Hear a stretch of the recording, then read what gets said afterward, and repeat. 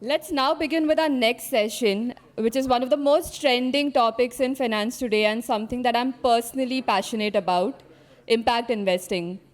This is where capital meets conscience and returns go beyond just financial gains.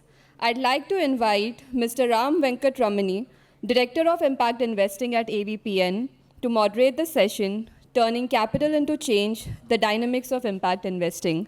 Please join me in welcoming Ram. Good morning. Hope everyone had an interesting first panel. And we are now looking forward eagerly to the next panel, which is going to be on impact investing.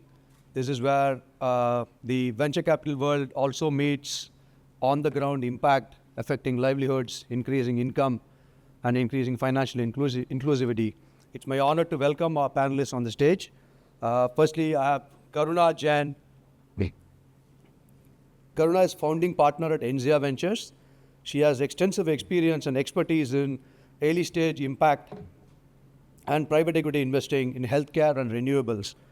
She held senior positions at Acumen, Aditya Birla Group, and Grasim Industries.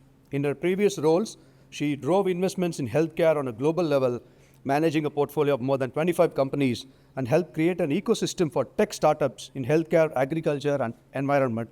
Please welcome Karuna Jain onto the stage.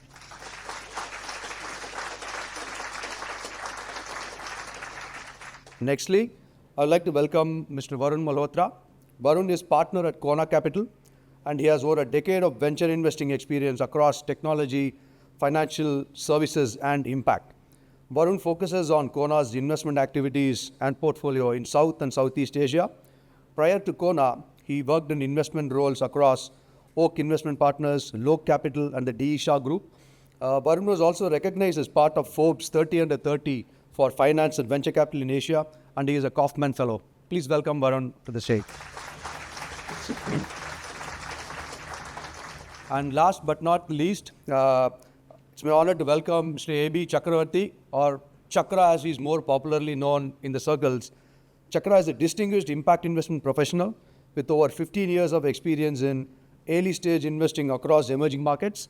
As co-CEO of Upaya and the former India country director, he has led transformative investments in agri-tech, circularity, climate, and livelihoods, driving job creation and scaling impact enterprises. Coming out of a rural agricultural farming background himself, he deeply understands the undeserved communities and champions business-driven impact. Previously, Chakra has worked for investments for a family office, a VC firm, and as an incubator. Please welcome Chakra onto the stage. No. Impact investing is now moved on to the main stage. According to the latest report from Jain, there are now close to 4,000 impact organizations, managing close to $1.57 trillion in assets under management. And we want to understand how much of these dollars are actually going into creating meaningful impact, and discuss areas including what are some of the best practices in identifying ventures, what are some of the key aspects of impact measurement and monitoring, and then best practices in terms of exit strategies, and what is the broader LPs and the investment community looking at, what are some of the trends for the future. These are some of the areas that we're going to discuss. Let me start off with you, Karuna. You focus on education, healthcare, and environment. What are some of the areas, or what are some of the strategies you look for in ventures, and what are some of the areas how you help them scale up? Sure. So honestly, if you look at healthcare, education, climate, by the nature of these sectors and the fact that we invest in India, investing in these sectors in India naturally, in most cases, by default, creates impact, is the view that we take. But if I am to dig further into how do you look for sustainable businesses in these sectors, I think at least what we think you need to look for, factors that we look for are basically access, affordability, quality. Is the product or service that a company is providing, is that creating access for a segment of the population that did not have access to the same product or service? Are you improving quality over time, and are you able to serve the customer need affordably, in an affordable manner? And when I say customer need in an affordable manner, it does not necessarily mean you have to reduce the price. For example, if you take healthcare, affordability does not necessarily only mean that you have to make surgeries, provide surgeries at a cheaper price. It could just mean keeping people healthier, so reduce the overall cost, healthcare burden on a person or a family, or enhance their paying capacities through insurance. That is all. All of that falls under the gamut of affordability for us. So overall, I think these are the three factors. And when I describe these factors the way I did, these seem like things that a customer wants. But think of these factors from another lens. These are the same factors that can help you build a sustainable, scalable business. For example, these could very well, being able to provide something to a segment of the population, creating access, could be the GTM strategy to start with. Go to tier 3 markets where their service is not available, build a brand there, and eventually scale up to other cities as well. So these could also be your GTM strategies. These could be what these factors, when you build businesses around these factors, that's when you will enable or get customer trust. That's when you will be able to build moats over a period of time. So I think at the end of the day, customer objectives, business objectives, when you align these two, is when you can create change at scale. And marrying access, affordability, quality with business objectives is how you will create impact, and those are the factors we look at. Another thing that at least we've thought has become increasingly important is the use of technology over time. So businesses which can take care of access, affordability, quality using technology are likely to scale faster, build more sustainable solutions. Hence, that is the additional vector on how we evaluate businesses, to say how are they able to leverage technology to be able to amplify everything that they're doing, do it in a more efficient manner. And we've seen this play out. For example, we have a company which provides therapy to children with development disorders, and technology has helped them create therapists in remote areas like Satara. First, India does not have ABA therapists. Technology enables them to create those therapists. Technology enables them to help a pediatric neurologist sitting in Bombay monitor the progress of a child getting therapy in Satara and personalize each session based on the progress of that child. So a lot of what they do would not have been possible without the leverage of technology. So that becomes another important factor that I think we should evaluate businesses on in the current scheme of things, the current environment that we are investing in. Now, moving on from healthcare to the other end of the spectrum, which is fintech. Fintech plays a key role in financial inclusion. And how do you source ideas and make sure that the dollar reaches the actual undeserved communities by fintech organizations? No, absolutely. Thanks, Ram. And first of all, I would echo everything that Karuna said so far in terms of what she's seeing in healthcare and how we sort of drive impact in that context. To take a step back, maybe Ram, look, I've been focused on financial inclusion and investing in financial services and broader financial inclusion for the last 15 odd years, right? So seeing the evolution of how the impact investing landscape and consequently the social enterprise landscape itself has sort of evolved over a period of time. And it's really funny when I say social enterprise because nobody talks about that today. But 10 years ago, if you were an impact investor, that's what you were doing. And that's what a little bit of my personal gripe was against the system, right? Because I just felt that it was getting too contained into a bubble wherein you had impact investors raising money from impact LPs, deploying into self-proclaimed social enterprises, as opposed to really asking the question that where is the market opportunity? Fundamentally, we're investors. We're motivated by creating broader impact by doing good. But where is the market opportunity? Fundamentally, we're investors. We have to make returns for our LPs, and the returns could be multifaceted. For us at Quona, we are non-concessionary, so we do commercial grade venture style returns. and deliver impact at the same time. So both are mandatory for us as a fund when we look at the space.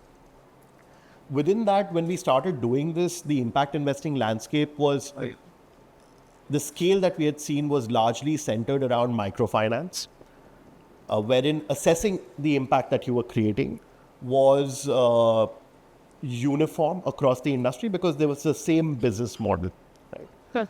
Now, if you were to take the complexity of fintech, which is what we focus on as a fund, even within fintech, which is one sector, look at the myriad of business models that have sort of evolved over a period of time. You've got payments, you've got insurtech, you've got wealth tech, you've got embedded finance, wherein we've invested in agri companies, B2B value chain agri companies. We've invested in workflow orchestration platforms that are working on digital identity. We're working on cybersecurity companies that are looking to solve fraud. So how do you look at impact across this wide spectrum of business model? And that opened up a very interesting challenge for us when we started doing this in 2015, when fintech had just started becoming a part of our vocabulary. Right? There was no fintech before that. It was all financial services, and suddenly you wake up one fine day and people are talking about fintech. So what is this thing that was happening? So within that context, we also took an approach wherein we deviated from the standard impact investing industry measurement norms that were largely designed around the uniform business model of microfinance, to say that how do we cater to the impact that we're creating on ground by backing these very diverse founders and business models. So we came up with our own framework that we socialized with Jain and other large global organizations that were centered around access, quality, and markets. Wherein, first of all, it was how do you create access? Quality in terms of what is the quality of the end financial services that we're delivering to the end customers, and how is it benefiting their lives? Because fundamentally, when you look at fintech or financial services overall, it's a means to an end. Financial services in itself is nothing, right? Nobody wakes up in the morning saying that, I want to take a loan or I want to make a payment. It's about, I want to send my kids to school, and for that I need to pay their fees, and what's the best way for me to do that without skipping work, right? As opposed to the older days where you have to go deposit a check. Or it's about, I want to improve my family's livelihood or the lifestyle, and for that I need to buy a better house. So how do I get credit for that, right? So it's a means to an end. So the quality of financial services delivered eventually has an impact on everything that you do in your life. It's a lubricant, it's catalytic in its very nature. So we focus on measuring that a lot, that what is the efficiency of the quality improvement that we've developed, that we're sort of delivering as part of the founders that we're backing. And the last piece of impact that we measure is around market. And it's about what is the market level of impact that we're creating. Are we true innovators in this category? Are we creating a new category itself?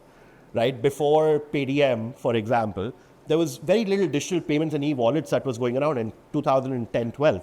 But they came across, and it's a very interesting debate to say that is Paytm an impact company or not. And I believe personally that it is, because impact comes with scale and delivering newer technologies. So the kind of impact that they created by just demonstrating to the market that you can innovate, you can build these companies and these business models and scale and touch the lives of hundreds of millions of people and improve their quality of life, right? So that's what we center our impact measurement framework around, is these three pillars of access, quality, and market. Awesome. Yeah, that brings us a nice segue to Chakra. Chakra, you invest in very early stage ventures. And how do you make sure the small capital injections that you do leads to kind of sustainable long-term impact, especially in terms of livelihoods? Yeah. So, good morning, everyone. So I think I'll also take a step back before getting or delving into this. I think the way we are seeing the landscape evolving on impact investing, because basis which is what we are deciding our capital injection and how we can do long-term, livelihood creation, right? So the way in India, the impact landscape is evolving, or even globally for that matter, is there is ESG investing, where people are saying that, okay, as long as you are investing in company, negatively screen for that you are not creating any negative outcomes, either on the social governance or environment, you are good. So that's one asset class. The second one that is fast developed in India because of our huge microfinance slash NBFCs to a small payment bank success story, which is now getting into fintech, which is more impact investing, the second asset class, but it is finance first impact investing as an asset class. The third asset class is impact first investing asset class. So in my view, these three are the asset classes within a larger spectrum of impact and how you are looking at it. As Upaya's principle, what we are saying is we are clearly impact first as an asset class, not a finance first or ESG, because there is a clear differentiation in how you go about the process actually, either in identifying company or where you get your supply of capital, from the LPs, right? In ESG, it's very clear. Returns on top of the charts, you will be compared to any other investor, right? Here in the mid asset class, what we are talking about in finance first, we are saying, okay, we will also create impact and then can it be measured, you are reporting back. But in impact first asset class, I think the big sort of change, at least what we thought, conceived and implementing is in two parts. One is as long as the supply of capital doesn't change their own principle, you can't work with a company in the same fashion, because any company that you invest, you say this will grow exponentially and out of 10 companies that I'm investing, I want an unicorn out of it. Not happening. If you're doing it impact first asset class and you want to do job creation and livelihood, that is not the game that you are in for it. So we clearly said that at the supply base, we have to change and alter that, which means the LPs or the funder should go for a concessionary return. Only then we sign up that person as an funder or an LP, right? So that's a big change. On the other side, on the supply side of, on the demand side, on the company side, what we said is the way we are looking at is job creation for underserved community. So anybody whose family income is less than, let's say, 30,000 rupee per month, how are we going to create jobs, either urban, rural area? Now, what are the spectrum of areas that you can create jobs on? Food and agriculture, waste management.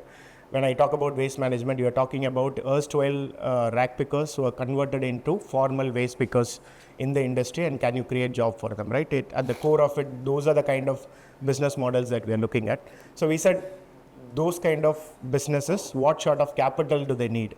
Today, if I infuse capital, let's say $500,000 to $1 million, how much they can grow to? Am I expecting a unicorn to come, or we are looking at a spectrum of 50 crore to 500 crore kind of business, which are very profitable, which means the jobs that you're creating is more sustainable and profitable, so that the jobs are also not lost. And there is no exit pressure in the same time frame as any other mainstream companies are working for. And therefore, you have a little bit better longevity and gestation period to give yourself for a cycle of business growth is what we are looking at and investing. And that's the way we are applying that lens and saying that, okay, the supply side is there, and then from the demand side, how do you get entrepreneurs who have that intent to work, the social entrepreneurs or social enterprise, and then go behind and investing. What we realized, just as a last point, out of any 10 companies that we take in our portfolio, 1/3 predominantly fits into clear debt-like work. Clearly you say that, this is not, that will attract huge follow-on investment, or, you'll get exit in a time frame that you're looking for. We clearly put this as IRR less than 5%, or, just get the capital back kind of scenario, right? Then you have 1/3, which we have seen gone on to attract mainstream investment as well, because the day when they are starting, they may not have all the differentiators and tech and whatnot, but eventually they catch up and they do get attract investment, and we have got exits from that. The mid 1/3, we allow the business models to develop. Either you can go to a debt-like mechanism, or you develop as a VC kind of mechanism. So that's the way our portfolio of 42 have sort of developing. So that's the way we are sort of going about this business. Very, very thanks for the nice and elaborate explanation. My follow-on question for all three of you is, scaling these businesses is a very important part of your journey with the entrepreneurs, right? What are some of the challenges you see, especially in impact-focused entrepreneurs, in scaling their businesses up? And you mentioned technology as one of a factor, and you also mentioned a couple of factors in terms of how fintech covers a broad spectrum of investments. And in your case, you also mentioned how you have bucketized organizations in 3 different categories. So how do you help them scale, and what are some of the challenges you've seen in your experience? Yeah, maybe You can take. yeah, sure. So I think I'll maybe take a cue from where I left actually. There is one particular organization which was working on circularity / waste management. So we got into this company and then put our seed funding 4 years ago. The company don't have tech. I mean, as a job creation angle, we don't ask this question of what maybe a 99% of the VC world will ask, okay, what is your tech? Because we are in for job creation, maybe an antithesis of what we are working on that, right? So we went and invested, and there was a co-investor along with us, and they came in along with us. They were also based in New York. So we said, the company is creating good impact. The primary business model of that company is collect all the waste from rural areas, convert that into some form of value addition so that the value added plastic material can go for recycling. So that's a business model. When we got in, they were around 25 to 30 lakhs INR per month. So obviously the big question was, how do you get access to capital, because now you have to grow. Lot of funders they spoke to, and in our network too, the question came to technology and differentiator. Can this really be big? Is this a good opportunity? At that point of time, there were close to 400 job holders in the company. Now, what we said is, see, the biggest problem is access to capital because you're not able to see impact. So what we said is, how do you, credibly look at impact, help them with the methodology and resources put behind it, get the job creation angle really out, and that's one way of the biggest challenge the company faced, and get that one. So through that measurement of impact, at least people who are very impact oriented, can they come and participate in the company? So that's one element that they faced. I think fundamentally we said that there is some capital that flew because of that, after addressing the challenge of impact measurement. Once that is done, I think we finally said that if this has to finally break into the next level of mold, then eventually you have to show volume in terms of business operationally, because you don't have, it's an operationally intensive business. Tech is not there right now, but eventually can you get there? I think now 4-5 years later, now they've grown to somewhere around 5 crore per month. Now there is a good downstream investment happening, because now they are a very sizable business who are moving towards anywhere between 50 to 70 crore with a healthy PAT of 10%. So there are businesses that can be created sustainably and profitably, but that gestation period of that 4 year for people to imbibe that this can create impact and then you can create something financially was a biggest challenge. And this is one company that has cracked maybe in a successful way. There are many other companies in India which are still challenged by, how do I demonstrate to people that I'm creating impact and how do I show it? Or how do I can still be a profitable company, how can I get access to capital in a better manner? So those two paths still continues to be a sort of challenge. Honestly, I have a little nuanced answer. See, as a VC, we screen for scalability in the business before we invest in the business. Not everything is scalable in the way a VC would want it. Definitions of scale also differ based on the kind of capital you've raised or the kind of business you yourself as a founder intend to build. As a VC, there's a certain expectation on scalability that we have because we want to create outcomes that are meaningful for us as well. And I agree to Chakra's point that not everything in India is, most segments in India don't offer unicorn-like outcomes for multiple businesses. But can you create a business which takes you to 300 to 500 crores in revenue per annum in 5 to 7 years? And is that meaningful outcome for a lot of investors? At least for us, it is. Having said that, you have to look for scalability, and that is founder mindset itself. Is the founder scalable? Can they build the right kind of teams? Then is the product or service you're providing, is that something that you can provide? Is it repeatable? Can you provide the same product or service without breaking quality at scale? Is there a large enough market for it? These are some of the pre-existing conditions that you have to test for even before you start thinking scalability. And even after doing all of this, it is true that a lot of companies struggle to scale. And that struggle to scale happens because of multiple things. Some because they try to scale too fast, too quickly, without hitting true PMF. Some because they have not been able to execute on some of the promises that they needed to for the product or service to become meaningful. And sometimes our own estimations of TAM, repeatability, etc. can go wrong. Both the VCs and the founders' estimations can go wrong. So these are some of the factors because of which businesses don't scale the way we would want them to scale. Also in India, there is an added complication around the environment. At least the sectors we operate in, there is a lot of regulatory involvement as well, especially in climate. If you look at climate as a sector, a lot of adoption has been driven by regulatory tailwinds. Whether you look at solar, whether you look at EVs, the adoption has been driven by government coming and giving subsidies. The total cost of operations for EVs initially was supported by the government, and then at scale, for two-wheelers at least the TCO is now sorted. So that also, depending on the sector you're investing in, that will start playing an important role. But I think what is more important to know when we think scalability for different businesses, what is scale and how do you scale can be very different. For example, if you are a business which will survive on network effects, you will not have positive unit economics on day one.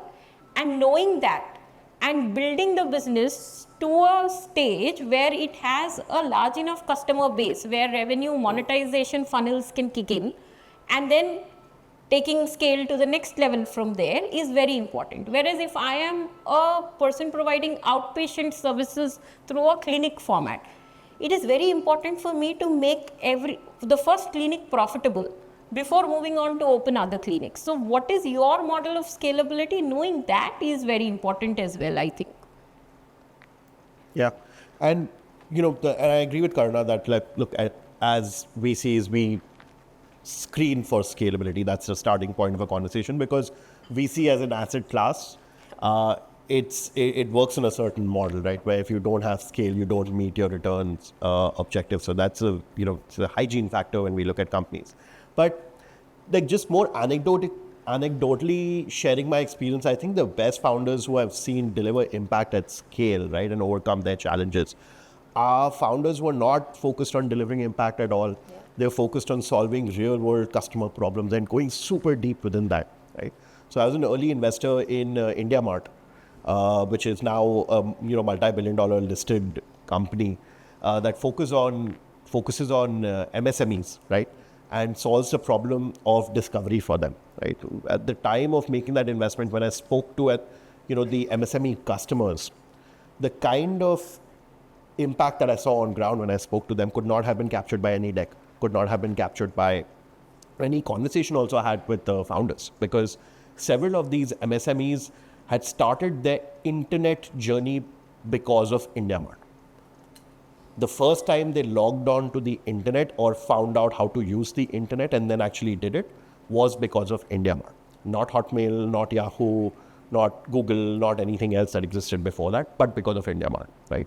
And the reason they did that was because someone in their network, someone in their community told them that, go to IndiaMart, it'll help you increase your business, it'll help you earn more. That's it, right? So IndiaMart the founders did not necessarily think about creating impact, and that wasn't, top of mind. It was about, we want to work with these MSMEs. They go through real problems, real struggles, and how can we help solve those problems, right? And that brings scale over time if you're able to execute. Obviously, there are multiple factors that go into delivering that outcome. You need the right talent pool, you need the right technology leverage, right? Even in the in the technology landscape, there's clearly a big difference pre-Jio, post-Jio, right? The very fact that Reliance Jio came, crashed the cost of internet, proliferated mobile internet access across at a really cheap rate, has helped technology businesses disrupt and boom, right? It's given them the power of that leverage. So there are a lot of enabling factors that go into that, which could become constraints if not solved for. But solving real customer problems is really what drives these, large-scale outcomes. Fantastic. That leads me to the next question on the opportunity set. We have seen, business models in the VC world coming from, consumer-led businesses to more tech coming in, deep science, and then now more fintech and AI. where are you seeing the next opportunities coming out in your respective domains? Yeah, I mean, of course, amongst all those sectors, fintech is the one where we see the most opportunity. So, as background, so we are a fintech-focused fund at Quona. We're a pan-emerging markets fintech-only fund. So all we do is fintech day in and day out. And within that, we look at mass market applications of fintech to deliver end impact. And we invest across emerging markets ranging from Sub-Saharan Africa, MENA, Latin America, India, Southeast Asia, with about $800 million in assets under management. We currently have 80 portfolio companies across 15 different countries. So it gives us a very interesting vantage point also to compare and contrast what are the trends that are driving entrepreneurship across several of these markets and what are some of the common themes there. So within that, I would say that, within fintech, some of the themes that we're generally excited about in India right now are how do you build on top of digital public infrastructure?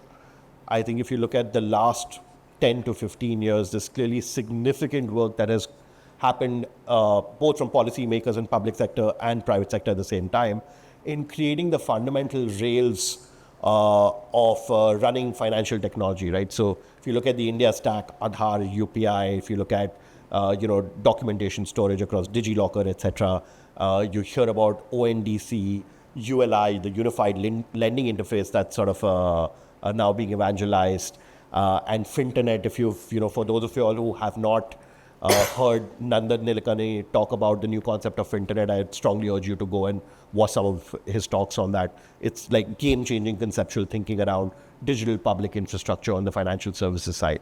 So all this work, all this capital, all this investment that has gone into building out this digital public infrastructure does two things. One, it makes plain vanilla businesses commoditized, right? The minute you launched UPI, you made half of the payment players and the wallets that existed before that obsolete, right? So it makes that entire playing field commoditized, but it also makes it level. So there is scope then to build and innovate on top of those rails to deliver more value to customers, to develop more intelligence, to develop more products to solve for the customer problems more efficiently. So we're very excited about that theme. We made a number of interesting investments in that space already that are building on top of, say, account aggregator frameworks to develop more intelligence-based products that we're selling to financial services companies. Similarly, the other theme that we're tracking very closely right now is about how fintech is the intersection of climate and fintech, right? How fintech can really help in solving and driving global climate change prevention goals. And the reason to do that is that if you look at the climate landscape, the climate tech landscape, the way it's evolved, whether you look at hydrogen, solar, EV, what have you, it is a fundamentally different technology than what we've been used to. If you look at India's energy consumption, just to switch to renewables, just to switch to solar, to electric vehicles on the consumption side, it's a fundamental shift in the grid itself, right, on how we consume and how we deliver energy across. Similarly, on a more layperson level, the way we interact with electric vehicles, whether it's scooters that our ride-hailing partners use, that we use, whether it's four-wheelers that we use, or the delivery vans that e-commerce companies use to kind of deliver goods and services for us, it's all changing to electric, right? There's definitely a secular shift that's happening there. So all of these changes that are taking place require a different assessment of risk of the underlying asset, right? And financial services, we believe, or fintech, has to evolve, has to adapt, and we have to create newer products that are designed for this new paradigm of risk that climate is, that climate tech is shaping. So we're very excited to partner with businesses. We made one investment in this company called Turno, which focuses on commercial electric vehicles, three-wheelers, as well as now soon electric buses, where we're fundamentally trying to understand what is the residual value and end life of the battery, which forms about 70% of the value of the asset itself. And if we're able to figure that out, because there's an immense amount of data that flows in that we're able to capture and assess, if you can figure out what is that risk, what is the end life value, then we can do credit, we can do insurance, we can create other warranty products around it, right? So the intersection of climate tech and fintech. And then the third piece that we're tracking very closely is the role of generative AI. It's clearly the biggest topic of discussion on the global investment landscape, but we're thinking very deeply of what is India's role going to be in this global AI race? That is a platform shift like the internet that we saw. Are we going to be the ones who are creating the next big foundational models, or are we going to turbocharge what we're already good at, which is products, shipping products, digital products and services, and creating large scale outcomes out of that? So the intersection of how generative AI can really be applied in the fintech context. So these are three themes that we're super excited about. Super. I can go next. Yeah. So we are a fund that invests in three sectors: health tech, ed tech, and climate tech.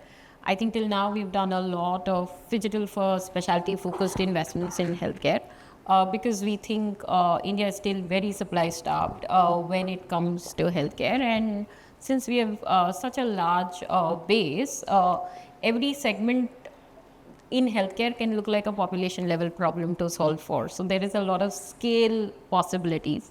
So till now we've done a lot of physical first, phygital businesses, as I'd like to call them. Continue to look forward to many more specialties coming outside the hospital, because that does two things. One, helps you build efficiently, and second, reduces the overall cost that the consumer has to pay for the same product or service or the same quality of offering.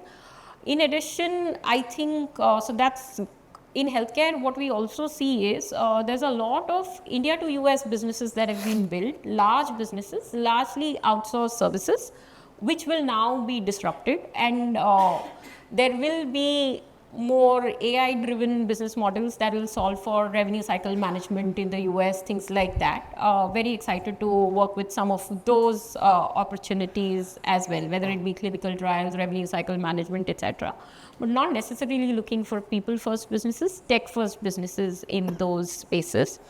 In climate, I think we've till now consciously stayed away from anything that charges a green premium, because we think to be able to do adoption at scale, you cannot offer climate positive products at a premium.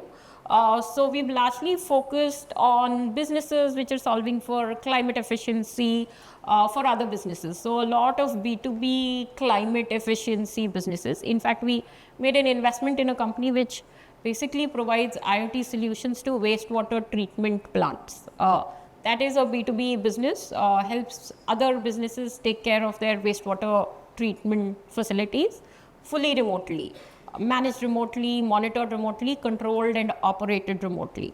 So those are the kind of businesses that we continue to look at. In climate also, there is a lot of work happening in innovating on new technologies. So we've continued to remain excited about what role private capital and private enterprise can play in adoption of hydrogen, largely being, can you make low cost electrolyzers, in nuclear energy. Carbon capture has been interesting for us as well. But we as a fund think technology-based solutions for carbon capture will be more scalable than nature-based solutions, so focus on that. But one area that I'm really excited about, and it sits at the, I won't say the intersection of health and climate, but applies to both, is how we can use our capabilities as a country in biotech and being able to make sense of large amounts of data, to be able to turbocharge innovations or inventions in everything from cell genetic therapy to making alternate materials in plastics, proteins, etc. That's an area that I'm super excited about. And I think while everybody is talking of AI, LLMs, etc., there's a database called AlphaFold, which Google helped create, which basically is a database of all available proteins in the world. What that does is basically what would take you maybe 6-7 years and a lot of luck to be able to create a new protein in a lab can now just be done on sitting on a computer in maybe 6 months. So I think there is a lot of ability to innovate faster that is happening across the world, and a lot of that needs to come together, and we as a country need to focus on how we can leverage on those innovations. So that's something that we're super excited about. Chakra, would you want to add something about what opportunities you're seeing? Yeah, more complementary to what I think Varun and Karuna were adding. So primarily, I think what we are looking at is, job creation. So that at the intersection of climate. So our spaces has been largely food and agriculture. Anything to do with the artisan base, waste management, circularity is third, and rural manufacturing. 4-5 spaces. But what we are looking at as great opportunity within each of the segment is actually in food and agriculture. We feel most of the small and marginal farmers where the farming is happening, I think they are more prone to climate changes and things like that. So how do you make product services available there while still taking care of their crop and the production and productivity on one hand? On the other hand, how can you produce what you call it superfoods now, which you are starting off groundnut, millets, and today's trend is, let's say, makhana, and tomorrow I feel it can be palm jaggery, which is a good alternate to any sugar that is in the country, and sometime to the world also, I believe. So things like that, how do you reform those kind of food value chains to the evolving trends and the necessity from, let's say, for consumption, either for just human, and of course there is a lot of consumption that's happening with the alternate animal husbandry as well, right? So from those side, we are looking at the value chain at this particular intersectionality, which means that some of the companies that are doing solar dried products which are without preservatives, that is coming into mainstream. Classical example is we have invested in a company called Go Desi, which you would have seen in Metro kiosk in Bangalore. A confectionery item completely goes without preservative, right? Things like that. That's on food and agriculture. Waste management, lot of opportunity we see, because a lot of people see, in general trend in India is anything is out of sight is out of mind. We don't know what happens after the bottles go off, right? There is a huge landfill problem. When you see that, you understand the magnitude of the problem. Now, how do you recycle and help alternate the extract the mining of virgin plastic that comes into the system? So that's been a big investment for us. So already we have done 6 investment. Now we are thinking that apart from plastic, how do you handle wet waste? How do you do e-waste? Construction waste that are coming, because we often talk about pollution in urban area, but how do you handle it? And Delhi, I don't have to even say the biomass based thing that one can sort of avoid, right? So those are big spaces for us. In each value chain, each one of them can have easily 10 businesses in our view, doing easily, controlling, doing something for positive climate action, and also creating jobs. Wonderful. The audience also has a lot of budding entrepreneurs, and a lot of questions have flowed in, while we were having the conversation. Given that we have a few minutes left, we can answer some of those. One question is, with so many startups pitching, what is your strategy for deal sourcing, and what should an entrepreneur do to catch your attention? Cool. I can go. Please. So for us, because we are very sector focused, we only invest in 3 sectors. I think if you look at the larger database of deals that we are looking at, and we look at close to across these three sectors put together, maybe 700-800 deals a year.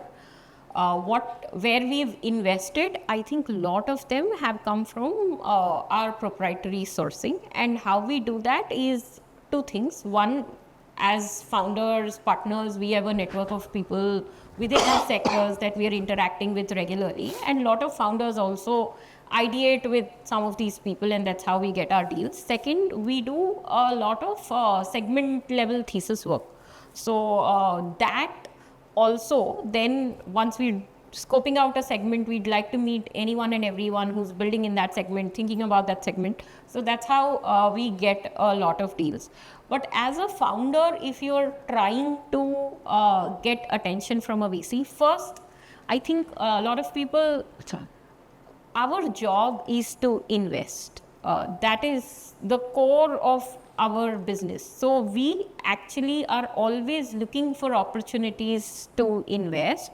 So if you're, first of all, it is not very difficult to catch a VC's attention. Any opportunity that is quasi-investable is something that we will look at. What you need is basically a proposition that is compelling enough for the VC to turn around and say, okay, this is interesting and I want to call back. Because the reality is, when we are getting so many decks, 70% of the decks, we do not even have the first conversation because the proposition is not compelling enough. Having said that, the reality also is that if you come from a warm connect, someone we know in the space, then there is a higher likelihood of us coming back to you quickly as well. Having said that, I think, guys, great product trumps everything else. So build a compelling value proposition. You can rest assured some VC will call you back. Yeah, maybe I can just take a stab at what not to do, which generally happens. It's nothing wrong. I mean, you get a list of 150 people and then don't email 150 people. It doesn't make any difference neither to the investor nor the founders who are raising money. Generally, I think the way to go about that process is look at the criteria of each of the maybe investors. Maybe probably you'll have only a handful to sort of approach to. Maybe that you can do through warm connection. And second is, how exactly that is going to fit to the thesis what Karuna was speaking about. Actually, that little bit of background study generally sort of helps in landing at the right places. Yeah. No, nothing further to add. They've all covered. Another question, similar, but from the other end, from a VC's perspective, if there is an analyst who wants to work for a VC firm, what are some key skills that he or she needs to have? And how do I get into the VC space if I have to work? I'm interested in working there. Yeah, I'd say proactiveness and hustle, right? Because everyone in this room here is extremely qualified from a technical perspective, probably more so than some of us here on this panel, including myself, right? But the differentiator that I've seen for people who want to break into this industry, right? And let's first understand the nature of the industry. It's a small industry, right? It's grown a lot over the last couple of years, but it's extremely small. It's an industry that, each VC firm would be anywhere from one person. The largest ones would be probably 15 to 20 people on the investing team. So every VC shop, it's a cottage industry, so every VC shop is inherently small. There's no structured recruiting process, right? Compared to banks, investment banks, consulting firms, which offer a large analyst class, more structured onboarding, structured recruitment. The VC industry doesn't have that. It's very need dependent, right? Because as you can imagine, if you're running a 3-person shop, adding one more person is it's a significant increase in headcount. So given all of those things, how do you stand out from amongst the entire pool is really the question to ask. And one thing I've always believed in is that you do not need to be working in that industry, in an industry, to be super plugged in and to know about that industry. Information is highly democratized. Access is highly democratized in this day and age, right? And all of us know enough people, if we're trying to break into an industry, we know enough people to network our way to understand and learn, if nothing else, right? And that shows up in the conversations that you have when you're speaking to partners, when you're speaking to investors, when you're speaking to GPs in a particular VC. The proactiveness to do some work, create some kind of an output to share, to show that you're genuinely motivated and interested goes a long way. And I generally take coffee chats a fair amount of time for people who kind of reach out. But my gating criteria is that, have you done your homework, right? And there are people out there who, reach out saying that, hey, I've made this one-page, analysis on this sector. Can you take a look at it and give me feedback, even if they're not from this industry, right? I'm more than happy to take out time to help out someone and chat with someone who's motivated, whether or not we're hiring or not, right? So a lot of the recruitment is very informal. It's unstructured. People are looking for candidates who stand out, who go the extra mile, because that's what you have to do day to day on the job. There is no job description of a VC analyst or an associate. There is no job description. You're doing everything and anything that the firm requires you to do at that point in time. And oftentimes you have to guess what the firm requires you to do as well and then go ahead and do it. Right? So it's a very self-motivated, initiative-driven environment. And you need to show all of those qualities during the interview process or when you're trying to get an interview yourself. Yeah. Anything to add? The only thing I can think of is actually the networks, actually, what you build. I mean, I'm just looking at the other way around, why somebody should get in for you, right? So in VC space, only two things actually. Can we get money from or capital from LP pool, which is where one sort of recruitment happens, right? Where you can bring capital into the fund. The other side is more, can you bring the right enterprise and then value add to that enterprise? Largely, if I have to literally segment it. So on the first part, especially for young professional, I think it's on the first part. How do you get the best enterprise? Do you have a very qualified insight better than maybe others? I think which Varun touched upon, but information is democratized, insight is not. So I'm sort of differentiating both. So you have a qualified insight with a decent network of promoters. Maybe that's a starting point, I would say. Yeah, thanks a lot for that answer. In fact, although we digressed a bit from our core topic, I thought it was a very important point to address given the composition of our audience. A lot of budding analysts who would like to break into the industry and work. There is another question pertaining to the current kind of geopolitics and what's going on. In your experiences, are you seeing LPs, especially family offices, viewing beyond ESG integration and looking at impact investing as an asset class, or do they see that as with a different lens altogether? So I can go. So Enzia is not an impact fund, but again, I don't call it an impact fund from the traditional definition of impact, which is serving the lower income population segments of the country. But as I mentioned, the sectors we invest in, they fundamentally by default lend themselves to impact. And what I have seen in our LPs is a greater appreciation, and our founders as well. So at Enzia, along with financial metrics, we also collect customer outcome metrics on a regular basis, which is going back to the whole access, affordability, quality, which is also what the impact investing world measures businesses on. And I have seen a stronger appreciation both from founders building businesses and from LPs to acknowledge that these metrics will help in creation of fundamentally more solid businesses in the long run.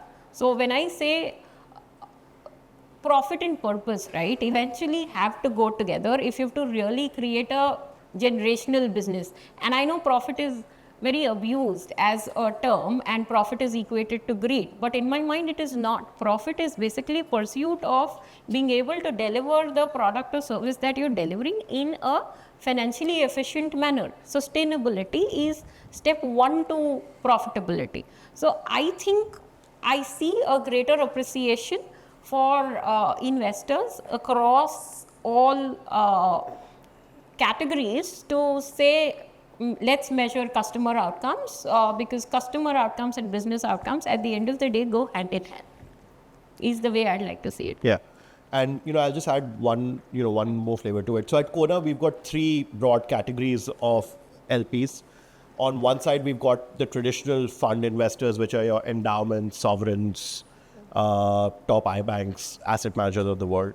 The second bucket is development-focused organizations, which could be multilaterals like the IFC. It could be DFIs or development finance institutions, largely from Europe, who've got a global development mandate, or family offices and foundations. And then the third bucket is financial services players who've invested in us for more strategic reasons. So while we see, generally the platform itself has grown at Quona, our LP base across all three buckets has evolved. But specifically on the second bucket of more development or impact-oriented organizations, I think we're seeing, a fair amount of movement there. while DFIs and multilaterals have been generally a lot more consistent and the pillars supporting the impact industry, and they still continue to be very, very, loved and strong partners to a lot of impact investors. The family office focus on impact, particularly emanating from US, Europe, and broader Asia, which is, where we've got a number of LPs. We see an increasing focus on consciousness. And some of these family offices, as you can imagine, are large. They're like institutions, they're asset management companies in themselves. But the ethos of those organizations is still top-down driven from the principles of the families and what their objectives are. So we definitely see an increased focus on more conscious capital and more conscious deployment on how they can give back to the world. Different organizations differ in different priorities, whether they're looking at financial inclusion, climate change, what have you. And that goes through cycles in some ways.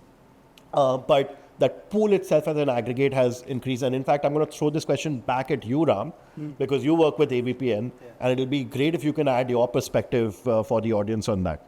Yes, broadly, what we are saying is impact investing is especially catching up in the newer generation of wealth owners.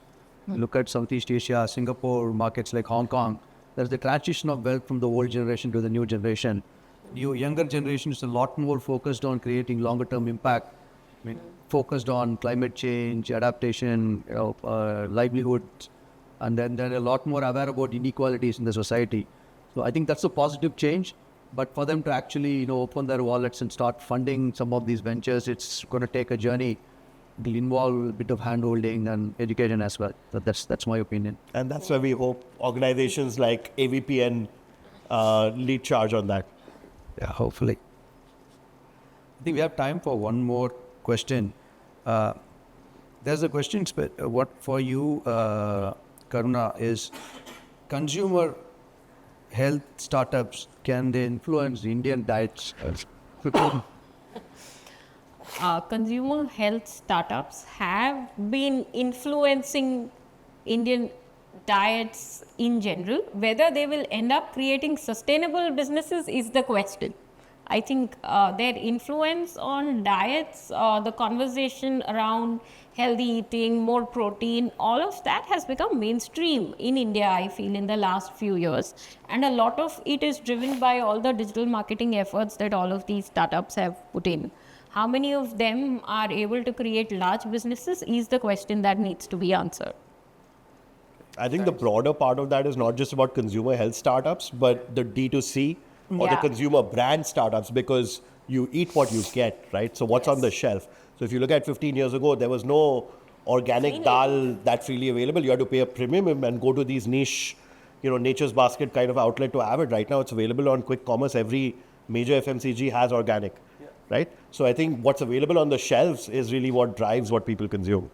Like Go Desi, there was no option like that. Confectionery item without preservative, now we have. So, yeah. I think we are on the dot, 18 seconds to go. I think fantastic. It was really great having the conversation with you guys. Thanks a lot for the insight shared. Hopefully the audience would have taken back with them very valid points which will help them in their careers as well. So thank you. Appreciate it. Super. Thank you so much, Ram. Thanks so much for the opportunity. Thank you so much, Ram, and our fellow panelists for this interesting discussion. I now request Ram to please present a small token of gratitude to our panelists.